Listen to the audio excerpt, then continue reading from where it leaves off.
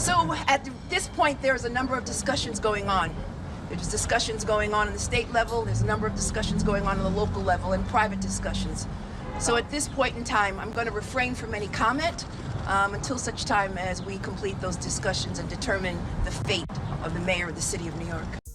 And we are back, y'all. Thank you for watching today, y'all. Go ahead and get involved with the like button. You know, you can touch it, you can tap it, you can even tickle it, and that will work, y'all, and we appreciate it. Of course, it helps you because it helps us keep bringing you this content. Now, y'all, the Letitia James versus Trump administration situation, it is heating up, as we all knew it would, because as we said a week or two ago, Letitia James has been anointed, chosen, selected, somehow put in place to be the #1 person taking on the Donald Trump administration. So she, as a state official, is tasked with taking on the federal government, and she's putting herself right in the line of fire, y'all. I'm gonna be honest, I don't know why she's doing this. I do not understand it. At the bottom of all of this is the enforcement of the federal immigration policies. And I don't know why New York won't just do what they're supposed to do, right? So that they can keep everything copacetic, so that they can keep getting the billions and billions of dollars of federal grants that they get. I don't understand this. Now, Letitia James, she probably has more personal problems with Donald Trump. She and Alvin Bragg were behind prosecuting him, and they were behind all kind of shenanigans while he was not president anymore. Those are way back in the before times, right? So she probably has more of a personal issue, or better yet, he probably has more of a personal issue with her. But still, you know, I would imagine if I were in her position, considering it's a job, right? This is her job. She's going to be a prosecutor for a number of years, then she's going to move on to another job. Why take it so personally? Why not just do your job?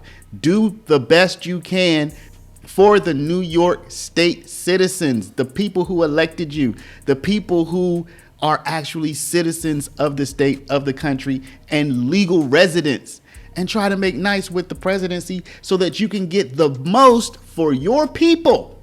So anyway, y'all, what we're gonna see now, you know, Letitia James, she, the state of New York, their DMV person, the governor, they're all being sued by the Trump administration. And now they're also trying to sue the Trump administration. Y'all, this is going to be the most crazy, litigious 4 years in the history of probably of New York State. It's just going to be wild. So here she is. She's going to go, and this morning she gave this kind of press conference about what's on the docket for her and for New York State. But y'all, did you see in the coming up, right, that I played right at the beginning of this video? After she says all of this high-flying, highfalutin type of the law, the rule of law, and you cannot, then she says, we're going to decide the fate of the mayor of New York. Do you see the disconnect? Anyway, y'all, take a look at this press conference. Watch how she unfolds all of this in this kind of highfalutin language. And then at the very end, she puts herself and her people in a position to decide the fate of somebody else. Anyway, y'all, let me know what you think, y'all. Watch it all the way through. Let me know what you think in the comments.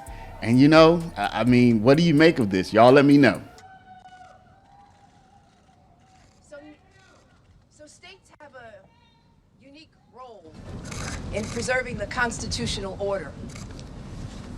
And it's important that individuals understand that all 18 attorneys general who have filed this action seek to stop a private individual from accessing the private information of millions of Americans, their social security numbers, their tax information, their addresses.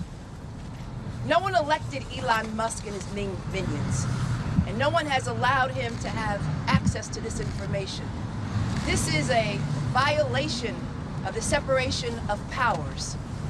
The United States Congress, the United States Senate, has the sole discretion in having the power of the purse, and not Elon Musk. He has basically violated the Administrative Procedure Act, and he has violated the privacy of millions of Americans. And it is up to us to prevent him from having access to that private information. And so we've come together because we believe in the Constitution and the rule of law. And we believe that no one is above the law. And we believe that there are individuals, obviously, who should be prevented from having access to this law. The Treasury Department is responsible for maintaining the privacy of our information. The Treasury Department is responsible, again, for protecting our rights and our privileges. No one elected Elon. He's not been subject to any vetting. He's not been subject to any conflicts of interest. He has earned $20 billion over the last decade. He's the richest person in the world. And he has caused harm and injury to Americans. And that's why we are here today, to seek a preliminary injunction. To stand up against those forces who believe that they can unilaterally have power, have control, all in the hands of the President of these United States. It's important that Elon Musk, the Treasury Department, the President of these United States understand that is not how our order and the Constitution works. And so I'm joined here today by my colleague, William Tong, from the great state of Connecticut. And I would ask him to say a few words as well. Woo! Thank you. We love you. Thank you. Let's hear it for Tish James. Let's hear it for Tish James. Woo! Thank you, Tish. Thank you, Tish. Thank you, Tish.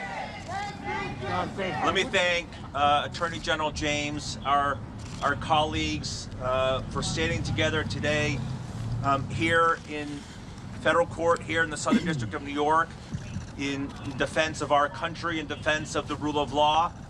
We stand together to stop Elon Musk and his army of tech bro wannabe stormtroopers from tearing up the Treasury Department, now IRS we hear, the Department of Education, and the federal government. Let me frame this for you and put this in context. You know, you're going to hear a lot of legal arguments today. We're going to talk about the Constitution. We're going to talk about the Administrative Procedures Act. Let's put that all to the side for a second. What is this about? This is the largest data breach in American history. That's what this is. Okay, our job as state attorneys general is to protect and safeguard our states, the citizens in our states, from data breaches, to protect their confidential personal information, to protect our states and residents from cyber attacks and cyber crime. And what you have here, never mind Equifax and a data breach that impacted half of all Americans, never mind Change Healthcare, which we're still working through, which has impacted our healthcare system in this country. This is the largest data breach in American history. We're talking about social security numbers. We're talking about banking information. We're talking about addresses, biometric information, states and payment information, routing numbers, bank accounts. All of this puts all of us at risk, right? Puts our states at risk, puts the financial well-being of our states and our country at risk, and every person that lives in our states and our communities. And we're also talking about when they have access, not just read access, but read-write access to the central payment system of the United States of America, the Bureau of Fiscal Services, BFS, right? We are concerned about payments to everyday Americans, Social Security payments, Medicaid, veterans payments to support our veterans, our first responders, police officers. This is what's at stake today. Not just the rule of law, but people, families who depend on the Treasury Department and on all of these payment streams and funding to support America, to support our states, and support the American people. Let me also say, we heard from the Vice President who cast doubt on the role of judges. He said essentially that judges don't have the right, the power, and the authority to stop unlawful, illegal, unconstitutional actions by the executive branch and by the president. That is utterly false and untrue. Okay? Judges have always had the power of judicial review for more than 200 years in this country. The Supreme Court said in Marbury versus Madison, when Tish and I went to law school, that's the first day. And J.D. Vance knows better. His first day in law school, he learned that judicial review is a bedrock, right? It's what keeps us free.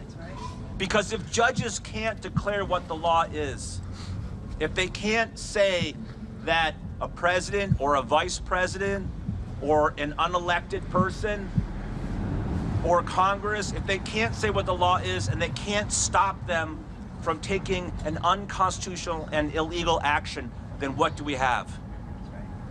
Right? We have unchecked power. Congress, if the president can do whatever he wants, then Congress becomes optional. It becomes marginal.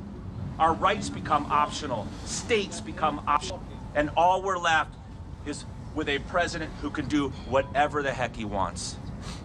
That's not America, right? That's not who we are as a country. That's what we're stopping here today.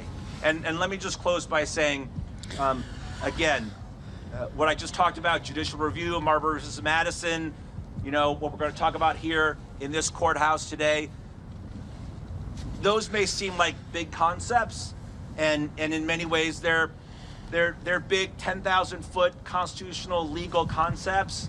But what we're talking about today, every middle schooler in America understands checks and balances. This is about checks and balances. This is a check. This is a check on executive power run amok. This is a check and a balance on a president who wants to do whatever the hell he wants. We cannot have that in America. And that's why we're here today. Save checks and balances! Save checks and balances! Save checks and balances! And as attorneys general, we're not going to bow to the president or to Elon Musk. It's important that individuals understand that right now Elon Musk is untethered to any accountability at all. And the fact is that they would like for us to engage in an ideological litmus test. And that's why they've paused funds. That's why they have freezed Social Security and veterans payments. Payments to the state of New York and to states all across this nation. It is unacceptable, unconstitutional, they've exceeded their authority. And so it's important that attorneys general representing our respective states stand up and enforce the rule of law, because Elon Musk, individuals at the Treasury, and the President of these United States is not above the law. And we will continue. You know, as attorneys general, we've been preparing for this. This is not the outcome that we wanted. We wanted to cooperate. But when you challenged the 14th Amendment birthright citizenship, we acted. And we got a TRO. When you challenged the NIH, individuals who are engaging in research to find a cure to cancer, to find a cure to a cardiac disease, we got a TRO. Funding, when you pause the funding of countless number of agencies, Meals on Wheels, veteran services, law enforcement grants, we got a TRO. And we're not finished yet. Woo! So we're gonna march into court each and every time to uphold the law, to uphold the Constitution, and let the president and Elon Musk and his minions know that you cannot restructure our government. This is not a unilateral form of government. Congress is a co-equal branch of government, and the separation of powers requires that you get consent of the United States Congress. And we are confident today in a preliminary injunction. Any questions? On topic questions. On topic. Hey, good afternoon. Past me? Yeah, shh. I got it. Thank you. We just. Shh. We're good. It's good. It's fine. Here you go, bro. I'm good.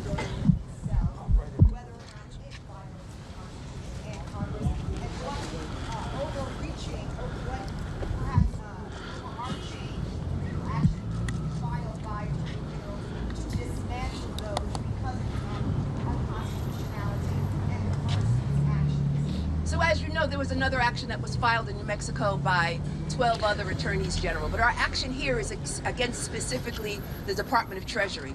And we are seeking at some point to amend our complaint to specify other agencies. We believe that the best course of action is to focus on agencies and not name Elon Musk. We question whether or not we have personal jurisdiction over Elon Musk. At the end of the day, this is a lot of legalese. At the end of the day, we believe that this is the proper and the most correct way to respond to an entity which is not a government agency, which has not been confirmed by Senate, where employees have not been vetted and have not been subject to any checks and balances and or conflicts of interest. Again, Elon Musk earned $20 billion over a 10-year period of time and is still enjoying contracts from the federal government. That should not be the case, and it must be stopped, and that's why we are here today. Thank you for being here today. Sure. A preliminary injunction is issued. How would you respond to compliance? Are there concerns around compliance just in the face of it? So in the event that not only this case, but any other case where there is a violation of the order, we are considering our legal options, including, but not limited to, filing a motion for contempt. Yeah, and that happened in the funding case in which we're both involved in the district court in Rhode Island. We have concerns that they're not complying with that court order, so we moved to enforce that court order, and the judge granted that motion on Super Bowl Sunday. And so there are real questions about compliance and non-compliance, and we're gonna go in any court anywhere to make them comply with these orders. Attorney General James.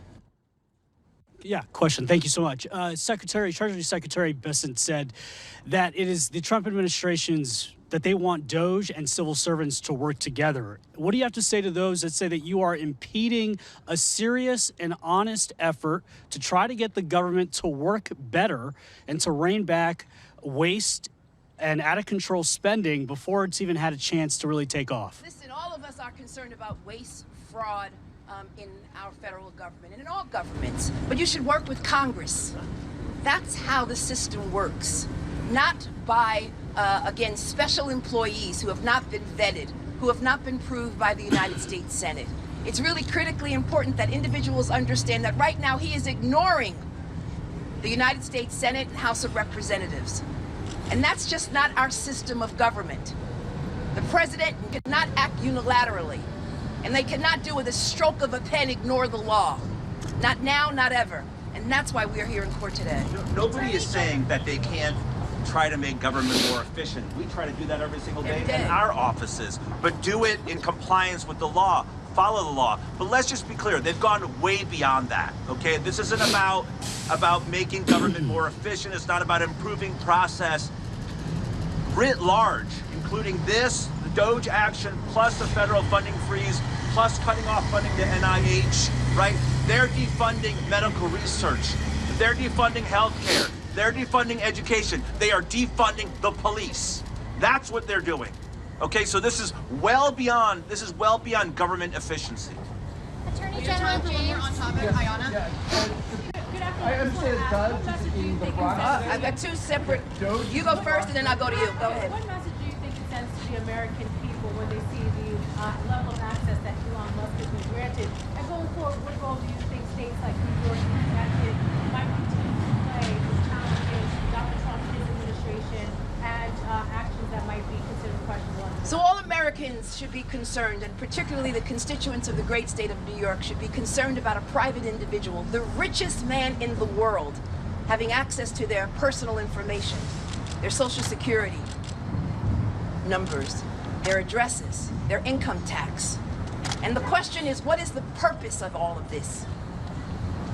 And the question is whether or not they have followed the law. It's important that individuals understand that we cannot allow private citizens to have access to this private information. And pausing funds for the purposes of individuals bowing to the knee of the President of the United States, basically being subjected to ideological litmus tests. Individuals who do not follow his prescriptions, his policy prescriptions. This is a democracy, a representative democracy. And it's important that individuals understand that there are co-equal branches of law that need to be respected, and that states, again, have a unique responsibility to ensure that the Constitution is followed, the constitutional order of things here in this great country. And so that's why we are standing up. We're defending the Constitution. We took an oath to the Constitution, not to a man, but to the Constitution. And let me just say to the brave soldiers, the amazing individuals at the Southern District of New York, Danielle Sassone, she's a profile in courage. What do you think about Mayor Can you Adams? speak to her character and what you know of Danielle Sassone? So at this point, there's a number of discussions going on. There's discussions going on the state level, there's a number of discussions going on the local level, and private discussions. So at this point in time, I'm going to refrain from any comment until such time as we complete those discussions and determine the fate of the mayor of the city of New York. Our sources tell us that Doge is in the Bronx. If you made it all the way to the end of the video, I want to say thank you. You know, I appreciate y'all watching. Don't forget to like, comment, subscribe, send this video out to all your family, your friends. Love y'all, and we'll catch you back in the next one.